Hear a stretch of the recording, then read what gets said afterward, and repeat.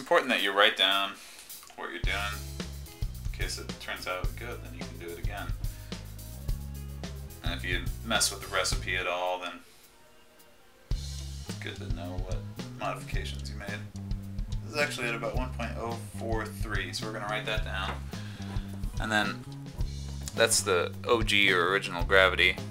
When we get done, we'll write down the final gravity, which is going to be 1 point something, 1.0 something, and we'll take the difference between those two.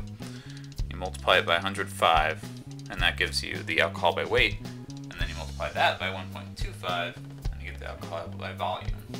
Why you have to multiply it twice, I don't know, it's just the way I learned to do it. So we'll write down the ingredients that we used here. We used 6.6 pounds of Northwestern Gold malt extract, 1/2 pound of caramel malt, 20L, 0.5 pounds of Munich malt. We used 2 ounces of Fuggles hops. I love that name. For 60 minutes. 1/2 ounce of the same hops for 15 minutes.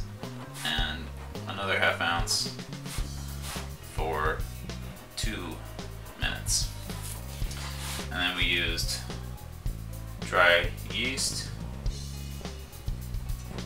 And we ended up with a total volume of about 6 gallons. Usually you make about 5 gallons, but since we had a pretty good amount of malt extract here, we ended up making 6 gallons instead. And that allows a little bit for spilling and for leftover and for tasting. I want to do a lot of tasting.